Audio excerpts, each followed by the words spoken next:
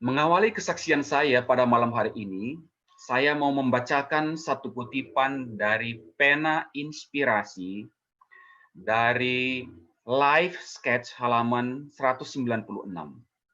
Saya pikir kita sudah familiar dengan kutipan ini. We have nothing to fear for the future except as we shall forget the way the Lord has led us and his teaching in our past history. Kurang lebih terjemahan bebasnya adalah kita tidak perlu takut akan masa depan, kecuali kita akan melupakan cara Tuhan memimpin kita dan ajarannya dalam sejarah masa lalu kita. Kutipan kedua saya ambil dari kitab Nabi Yesaya, pasal 41 ayat yang ke-10. Fear not, for I am with you. Be not dismayed, for I am your God. I will strengthen you. Yes, I will help you. I will uphold you with my righteous right hands. Saya ambil dari New King James Version. Bahasa Indonesia sehari-hari menuliskan seperti ini. Janganlah takut sebab aku menyertai engkau. Janganlah bimbang sebab aku ini Allahmu. Aku akan meneguhkan bahkan akan menolong engkau. Aku akan memegang engkau dengan tangan kananku yang membawa kemenangan. Tahun 2020 merupakan tahun yang membawa satu perubahan besar dalam kehidupan kita. Saya pikir tidak asing lagi, karena ini masih berlangsung sampai saat di mana kita sekarang ini hidup. COVID-19. COVID-19 ini telah dimulai dari Wuhan, Cina, akhir tahun 2019. Dan menyebar luas ke seluruh dunia, termasuk negara kita, dari mana kita datang, Indonesia, dan termasuk juga Amerika Serikat, negara di mana kita sekarang berada dan tinggal. Kurang lebih awal Februari 2020 yang lalu. Nah, sejak saat itu berbagai aspek kehidupan manusia menjadi berubah. Secara sosial, secara ekonomi, secara politik, secara budaya, bahkan secara spiritual, kita sangat dipengaruhi oleh apa yang disebut dengan pandemi COVID-19. Secara sosial, general rule untuk ini adalah no social gathering. In church, no potluck. No distribution of food. Ya, jadi itu yang kita alami. Yang biasanya jemaat kita pulang gereja, potluck. Kalau di Loma Linda, setiap Sabat itu potluck. Ya. Bahkan sampai sore hari, bahkan malam hari gathering di gereja. Sangat luar biasa, saudara. Tapi sejak pandemik ini, maka semua ini telah berubah. Tidak ada lagi makan, tidak ada lagi pemberian makanan. Bahkan tahun baru kemarin adalah sesuatu yang selama 30 tahun anggota-anggota jemaat di Amerika ini, generasi-generasi yang lebih tua menyampaikan bahwa sepertinya kemarin itu adalah bukan tahun baru karena tidak ada perbedaan apa-apa. Secara ekonomi, banyak yang kehilangan pekerjaannya, terutama anggota-anggota kita yang tinggal di Indonesia. Nah, untungnya orang-orang Indonesia yang datang ke USA, yang kebanyakan adalah pekerja di bidang kesehatan, masa pandemi ini justru menyediakan lebih banyak lagi tersedia lapangan pekerjaan. Tapi bagi mereka yang bukan bekerja di dunia kesehatan, maka ini sedikit ya artinya mempengaruhi pekerjaan kita. Secara politik, politik dalam dan luar negeri juga banyak berubah dan dipengaruhi oleh COVID-19 ini. Secara budaya, kita biasanya dari timur, katakanlah itu dari Indonesia. Budaya jabatan tangan itu kalau kita bertemu satu dengan yang lain, itu adalah suatu kewajiban. Kalau kita tidak jabatan tangan, sepertinya tidak sah pertemuan kita. Lalu kalau kita sudah jabatan tangan, maka kelihatan sudah lebih lebih akrab. Ada kontak body. Ya. Satu dengan yang lainnya. Tetapi sekarang tidak bisa dilakukan. Kalaupun ada dilakukan itu seperti seperti kepalan tinju yang dipertemukan. Ya, dan ini berubah semuanya. Nah, bahkan ini bisa membawa kecurigaan satu sama lain. Secara rohani, tentu berbicara tentang hubungan pribadi kita dengan Tuhan tidak bisa diukur. Boleh jadi situasi pandemi ini telah membuat orang lebih berserah dan bergantung kepada Tuhan.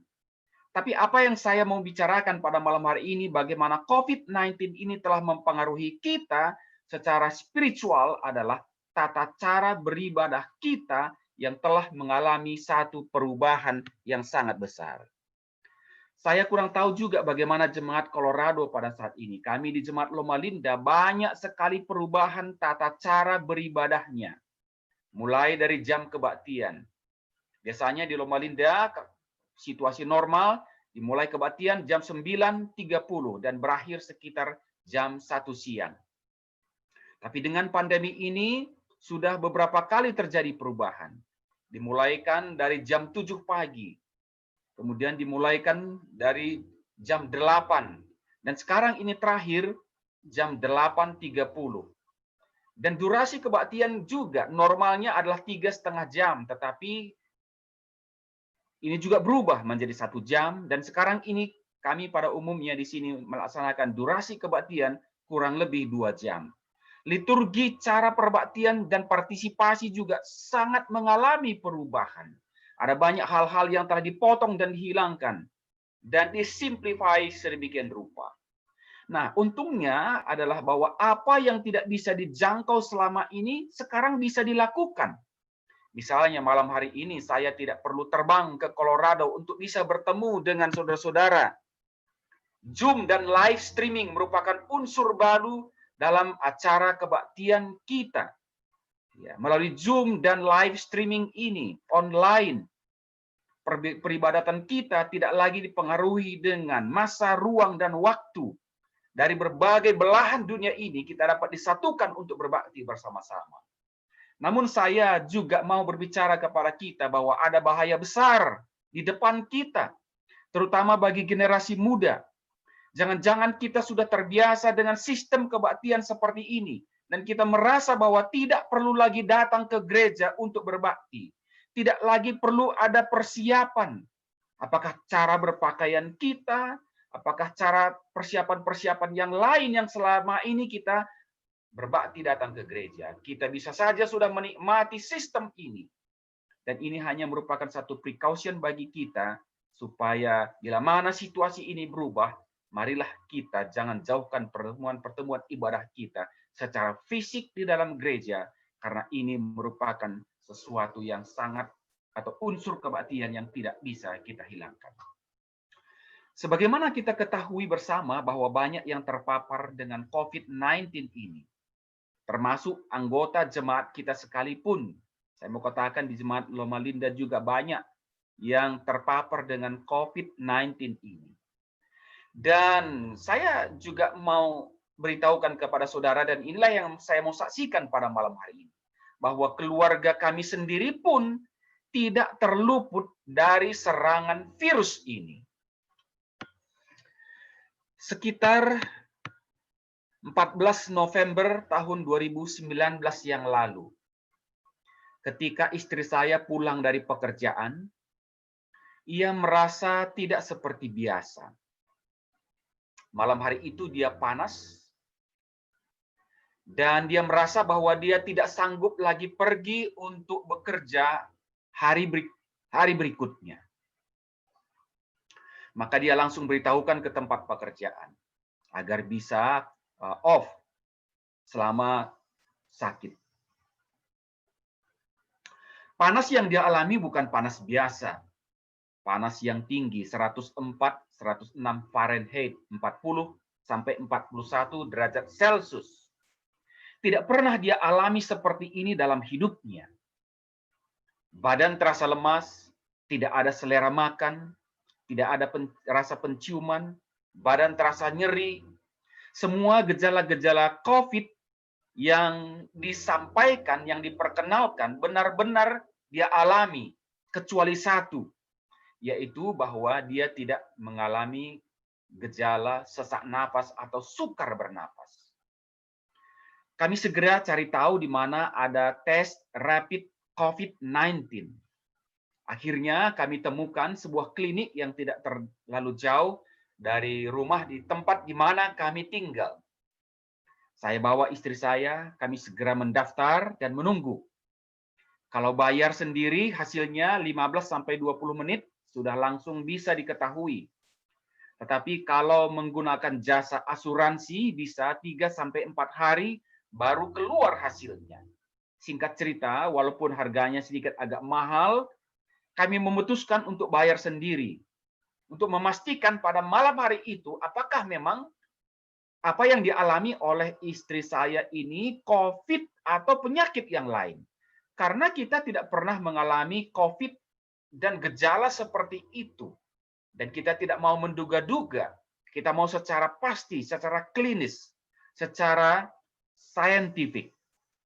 Betul sekali, setelah tes dan menunggu di mobil kurang lebih 15 menit karena tidak bisa menunggu di ruang tunggu, maka nurse sudah datang ke mobil dan membawa secari kertas dan mengatakan bahwa istri saya positif COVID-19. Kami saling memandang di atas mobil, di dalam mobil. Lalu kami berpikir bahwa apa yang akan terjadi selanjutnya? Karena orang-orang sebelum kami yang menderita sakit COVID ini begitu parah sekali. Bahkan ada yang meninggal. Jadi jangan-jangan nasib kami tidak tahu seperti apa. Nah, selama kurang lebih 3 hari kami sudah bersama-sama sebelum kami tes pada malam hari itu. Itu artinya bahwa saya dan anak-anak saya, 3 orang anak saya, itu artinya sudah terekspos kepada orang yang menderita COVID-19, yaitu dari istri saya sendiri, di mana kami secara bersama-sama tinggal di rumah, makan bersama, dan tidur bersama, dan tidak ada lagi satu situasi di mana kami melarikan diri dari situasi ini karena selama 3 hari, 4 hari kami sudah bersama-sama dengan orang yang menderita COVID-19.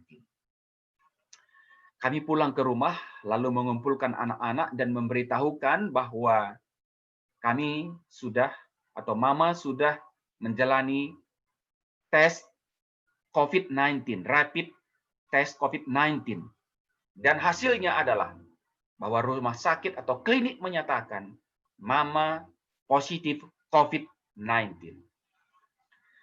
Anak-anak kami menjadi sangat khawatir. Dia juga bagaimana karena mendapatkan informasi dari media dan juga informasi dari sekolah bagaimana COVID-19 ini merupakan penyakit yang memang sangat-sangat berbahaya sekali. Yang selama ini mereka hadir di kelas, tapi sekarang mereka sudah menghadiri kelas secara Zoom atau secara online. Kami akhirnya berdoa bersama-sama dan menyerahkan segala sesuatu kehidupan kami kepada Tuhan. Hidup kami ada di tangan Tuhan. Kami tidak tahu apa yang akan terjadi dengan kehidupan kami selanjutnya. Saya sebagai orang tua yang saya pikirkan adalah bukan istri saya dan bukan anak saya. Maksud saya bukan saya sendiri.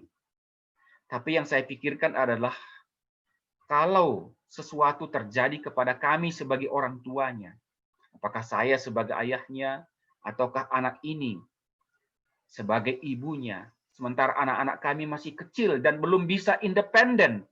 Apa yang akan terjadi dengan mereka ini? Kemana mereka akan pergi? Di mana mereka akan tinggal? Siapa yang akan memelihara mereka? Bagaimana dengan masa depan mereka? Tentunya kekhawatiran-kekhawatiran ini telah memenuhi pikiran kami sebagai orang tua. Saya pikir bukan saja kami sebagai orang tua. Semua orang tua yang menyayangi keluarganya juga pasti akan memikirkan hal yang sama. Apa yang akan kami buat selanjutnya? Apakah istri akan dipisahkan di satu tempat, di satu kamar? Tapi kelihatannya juga ini tidak menolong lebih baik karena sebelumnya sudah tinggal bersama-sama. Ya, lagi pula dengan segala keterbatasan yang kami miliki, maka ya akhirnya kami tinggal bersama-sama, istri tinggal di ruang tamu, ya, dan tetap kami bersama-sama tidak terpisah meskipun menjaga jarak dan memakai masker di rumah. Saya harus memelihara anak-anak, saya harus juga memelihara istri, merawat dan memasak, melakukan segala pekerjaan rumah tangga. Selama 14 hari kami lakukan self quarantine. Masa-masa yang merupakan masa yang sukar, masa yang sulit, masa yang dipenuhi dengan ketakutan dan kekhawatiran, rasa bosan dan rasa jenuh. Kami segera memberitahukan kepada jemaat bahwa salah seorang dari antara kami terkena COVID positif. Dan kami akan melakukan self quarantine di rumah agar anggota jemaat tahu dan tidak cari-cari pendeta, di mana pendeta. Akhirnya anggota-anggota jemaat sangat memahami situasi kami. Mereka sangat baik sekali dan memberikan perhatian kepada gembalanya. Mereka mengirimkan makanan, minuman, dan obat-obatan dan kebutuhan-kebutuhan yang lain. Kami juga tidak berusaha untuk memberitahukan atau kami mencoba untuk membatasi orang mengetahui tentang situasi kami. Kami tidak memberitahukan kepada keluarga kami di Indonesia, khususnya kepada pihak keluarga saya. Kalau keluarga istri lebih mudah menerima situasi ini, tetapi dari pihak keluarga saya sendiri lebih sulit menerima keadaan ini. Itu sebabnya kami tidak mau ceritakan. Nantilah kalau kami sudah sembuh, sudah lewat masa karantin, maka situasinya akan kami beritahukan kepada keluarga dan orang tua kami yang ada di kampung. Karena mereka belum tentu bisa menerima dan mengetahui situasi ini. Mereka hanya tahu bahwa COVID-19 ini mengerikan. Nah, saudara, setelah melewati 14 hari, kami tunggu-tunggu apa yang akan terjadi selanjutnya. Ya. Namun puji Tuhan, setelah kami istri melewati masa yang sulit ini dan dia mulai pulih kembali. Kami tunggu-tunggu kapan gejala ini akan muncul pada diri saya dan pada diri anak-anak kami. Tetapi sampai saat ini saya dan anak-anak tidak terkena meskipun bersama-sama dengan istri yang positif COVID-19 sampai dia pulih kembali dan sekarang sudah bekerja normal kembali. Dari awal Desember sampai sekarang kami sudah bisa lagi melayani jemaat dengan normal. Dan Tuhan begitu baik dan penuh dengan kemurahan. Dia tahu segala yang terbaik bagi kita. Nah, pelajaran sekolah sahabat ini, maksud saya 1 minggu yang lalu, ini sangat kena dengan pengalaman yang baru saja kami alami dalam rumah tangga kami. Khususnya tentang lahirnya seorang anak yang akan menjadi tanda penyelamatan bagi Raja Ahaz yang sedang mendapatkan ancaman dari kerajaan Israel dan kerajaan Arab. Tanda itu adalah lahirnya seorang anak yang akan diberi nama Immanuel. Nah, siapa wanita itu dan siapa anak itu menjadi pertanyaan yang panjang. Kita tidak menemukan dalam perjanjian lama yang merujuk langsung kepada kegenapan tanda nubuatan ini. Oleh karena itu, beberapa kegenapannya telah dikaitkan dengan ide-ide berikut ini. Misalnya yang pertama, kata perempuan muda di sana merujuk kepada wanita usia muda yang sudah siap menikah dan tinggal di Yerusalem, yang barangkali merujuk kepada istri dari Nabi Yesaya. Namun nama anak Nabi Yesaya tidak ada seorang pun yang diberi nama bernama Immanuel. Maher Shalal Hasbaz, ya, yang kita sudah tahu ya. Sebagian lagi beranggapan bahwa Immanuel itu merujuk kepada Raja Hizkia, anak Ahaz yang akan menjadi raja berikutnya, menggantikan ayahnya. Namun kita tidak menemukan satu ayat pun yang menunjukkan bahwa Hizkia adalah Immanuel tersebut. Immanuel adalah nama yang misterius. Maka nama itu dikaitkan dengan Yesaya pasal 9. Dan Yesaya pasal 19 yang merujuk kepada raja ilahi yang melampaui Raja Hizkia. Nah, kelahiran dari anak yang tidak menikah, maksud saya dari seorang wanita usia menikah, namun melahirkan anak yang tidak menikah, ini akan menimbulkan satu masalah. Lalu mengapa Tuhan harus membuat ini menjadi tanda bagi kelepasan Raja Ahaz? Singkat cerita bahwa Immanuel dalam perjanjian lama merupakan misterius yang Alkitab tidak memberikan informasi tentang kegenapannya di dalam sejarah. Dan kita tidak perlu tahu bagaimana kegenapan dan siapa yang menggenapinya. Tetapi dalam perjanjian baru kita bisa melihat bahwa penulis Matius menyebutkan bahwa Yesus adalah Immanuel, Allah menyertai kita yang lahir dari rahim Maria. Yesus telah datang ke dunia ini, ia lahir dan hidup di tengah-tengah manusia. Yohanes pasal 1 ayat 1 sampai 14 mengatakan bagaimana firman itu pada mulanya adalah firman. Firman itu bersama-sama dengan Allah dan firman itu adalah Allah. Firman itu telah menjadi manusia dan tinggal di antara kita. Firman itu telah menjadi manusia, dalam bahasa aslinya adalah firman itu telah berkemah di tengah-tengah atau mendirikan kemahnya di tengah-tengah manusia. Tidak lain dan tidak bukan adalah Allah beserta kita atau Immanuel. Immanuel itu telah datang ke dunia ini dan tinggal di antara manusia. Tapi tidak lama setelah itu, dia juga harus kembali kepada Bapaknya melakukan satu misi yang lain. Itulah sebabnya dalam Yohanes 14 ayat 1 sampai 3 mengatakan, janganlah gelisah hatimu. Percayalah kepada Tuhan, percayalah juga kepadaku. Di rumah Bapakku banyak tempat tinggal. Sebab jika tidak demikian tentu aku mengatakannya kepadamu. Sebab aku pergi ke situ untuk menyediakan tempat bagimu. Dan jika aku telah menyediakannya, aku akan datang lagi untuk membawa kamu ke tempatku. Supaya di tempat di mana aku berada, kamu pun berada. Apa yang Yesus katakan di sini adalah bahwa dia akan pergi kepada Bapaknya.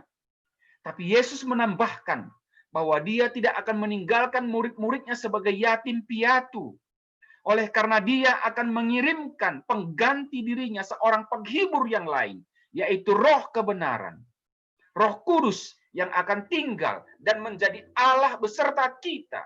Yang bukan hanya tinggal di sisi manusia, tetapi dia akan tinggal di dalam hati manusia untuk selama-lamanya, yang tidak akan dibatasi oleh ruang, masa, dan waktu. Kita kembali kepada Immanuel, Allah beserta kita melalui pribadi Roh Kudus.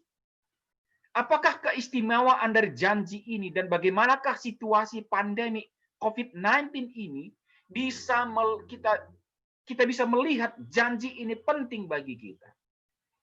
Saudaraku yang kekasih, tidak ada jaminan dan penghiburan yang lebih kuat daripada janji Allah bahwa Ia akan menyertai kita. Nah, ayat ini tidak berjanji kepada umatnya bahwa mereka tidak akan mengalami kesukaran dan derita. Apa yang Tuhan janjikan adalah bahwa Ia akan bersama-sama dengan umatnya dalam penderitaan mereka.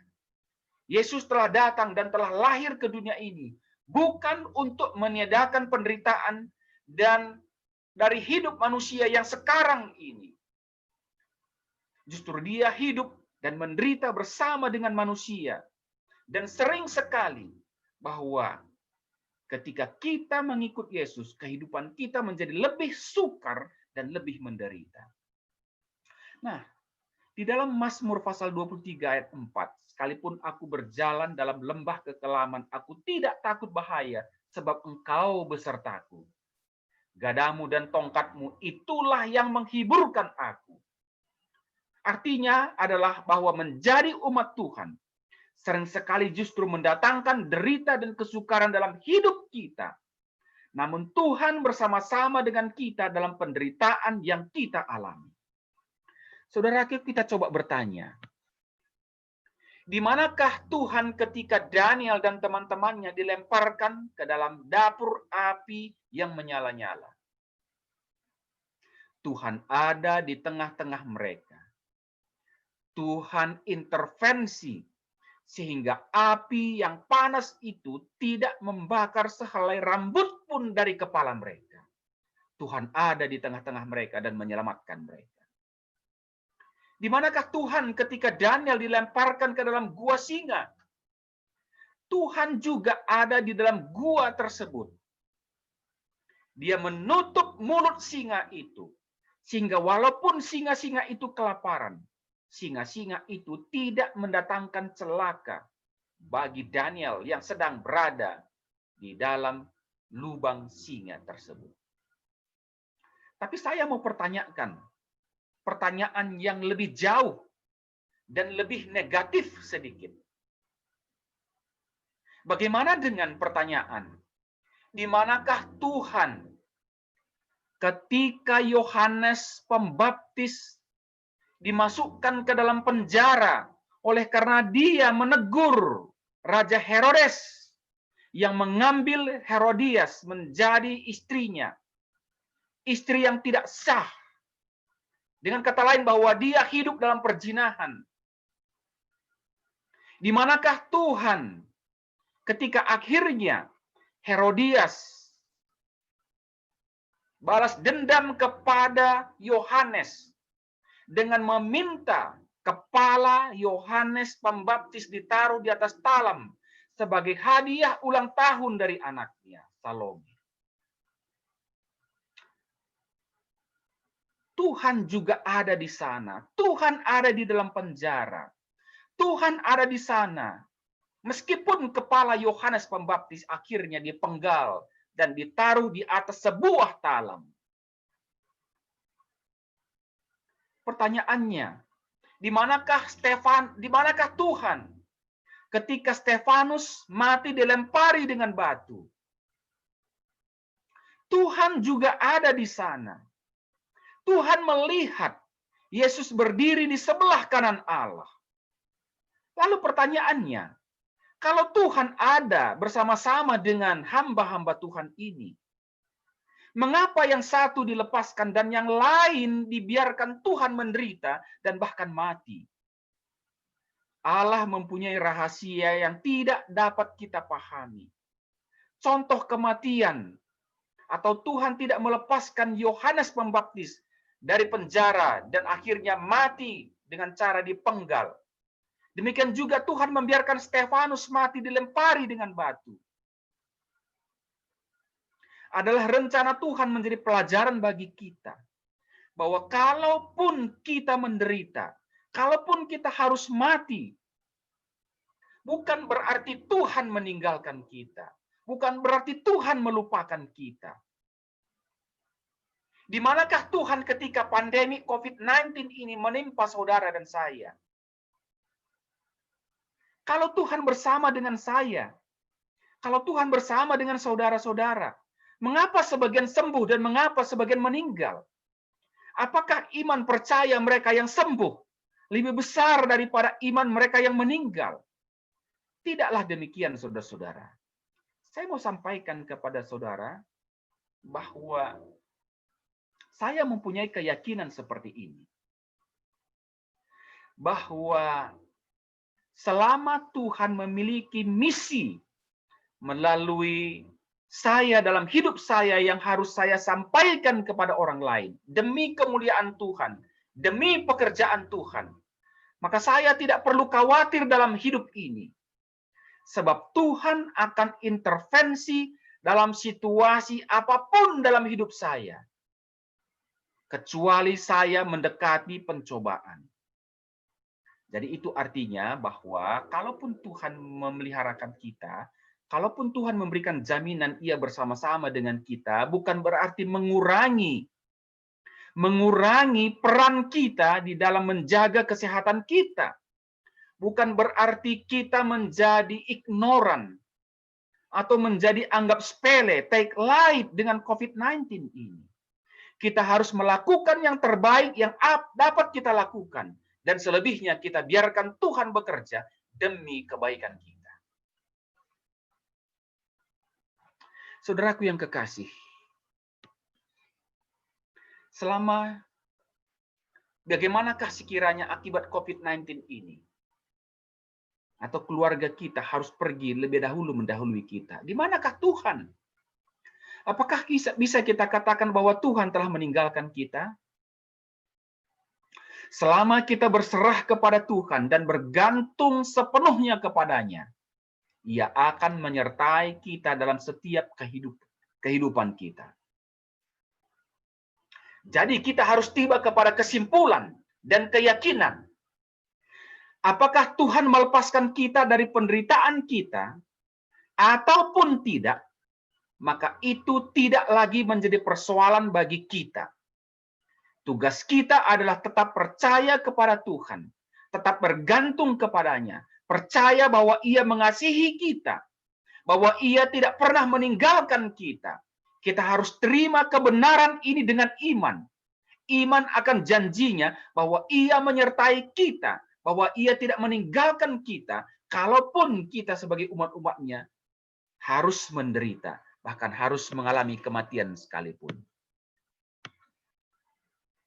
Sebagai kesimpulan atau akhir kata dari pembicaraan saya pada malam hari ini. Tahun 2021 masih panjang. Masih ada 11 bulan, 13 hari. Kurang lebih 352 hari lagi. Dalam menapaki hari-hari yang panjang ini, kita belum tahu situasi apa yang ada di depan kita. Sampai kapankah pandemi COVID-19 ini akan berlangsung? Tidak ada seorang pun yang tahu jawabannya. Pada saat ini sudah mulai diberikan vaksin.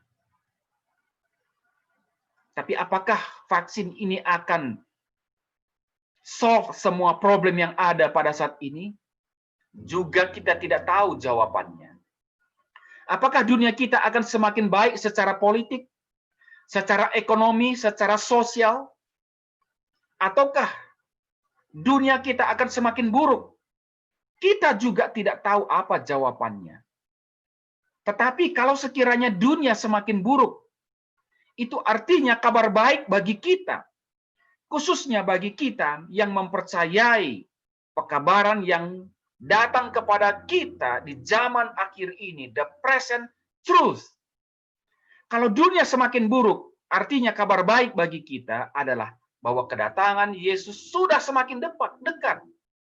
Kalau dunia semakin baik, itu artinya kita semakin jauh kepada kedatangan Yesus yang kedua kali. Tidak tahu apa yang ada di depan kita. Nah, apapun yang ada di depan kita, hanya satu kondisi kehidupan yang kita perlukan pada saat ini. Suatu kehidupan yang selalu berserah dan berjalan bersama-sama dengan Tuhan. Amin, saudara, bukankah itu yang kita harapkan? Suatu kehidupan yang penuh penyerahan. Satu kehidupan yang dipenuhi oleh Roh Tuhan. Satu kehidupan yang selalu dituntun oleh Tuhan. Jadi kehidupan kita, apapun yang kita kerjakan, dimanapun kita berada, tidak ada satu kehidupan yang lebih senang dan lebih berbahagia dan lebih baik adalah ketika kehidupan kita dipenuhi dan dikendalikan oleh Roh Tuhan. Kehidupan yang lebih baik bukan kehidupan yang lebih baik secara ekonomi, bukan kehidupan yang lebih banyak secara materi, bukan suatu kehidupan yang lebih bergelimpangan dengan kenikmatan-kenikmatan dunia ini. Satu kehidupan yang kita harapkan di tahun 2021 adalah satu kehidupan yang dikendalikan oleh Roh Tuhan. Kalau umat-umat Tuhan yang ada di Jemaat Colorado, semuanya adalah kehidupan yang dipenuhi oleh Roh Tuhan. Maka tidak ada satu kehidupan yang lebih baik dari kehidupan yang bersama-sama berjalan dengan Tuhan. Kembali kepada awal perenungan kita pada malam hari ini. We have nothing to fear for the future, except as we shall forget the way the Lord has led us and His teaching in our past history. Kita tidak perlu takut akan masa depan, kecuali kita melupakan cara Tuhan memimpin kita dan ajarannya dalam sejarah masa lalu kita. Yesaya pasal 41 ayat yang ke-10. Fear not, for I am with you. Be not dismayed, for I am your God. I will strengthen you. Yes, I will help you. I will uphold you with my righteous right hand. Aku akan memegang engkau dengan tangan kananku yang membawa kemenangan. Dunia yang sementara ini, apakah lebih baik atau lebih buruk, tidak menjadi persoalan bagi kita. Karena bukan ini tujuan kita yang terakhir dan tujuan kita yang utama. Kita mempunyai tujuan yang lebih tinggi dan lebih mulia. Tujuan kita adalah kerajaan surga. Tujuan kita adalah dunia yang akan datang. Jadi jangan kita berusaha untuk mencapai dan menggapai seluruh dunia ini dan segala kemewahan dan segala kenikmatan yang dapat Dia berikan. Marilah kita berjuang untuk menghidupkan satu kehidupan yang dipenuhi oleh Roh Tuhan. Kita mempunyai tujuan yang lebih tinggi. Marilah kita tetap setia kepada Tuhan sampai Ia datang. Tetaplah setia melewati tahun 2021 ini dengan tetap percaya dan bergantung kepada Tuhan apapun yang terjadi dalam kehidupan kita. Tidak peduli betapa banyaknya pekerjaan di hadapan kita. Tidak peduli betapa besarnya tuntutan kehidupan yang harus kita penuhi. Tapi jangan pernah lupakan ketergantungan dan kebersamaan dengan Tuhan setiap hari.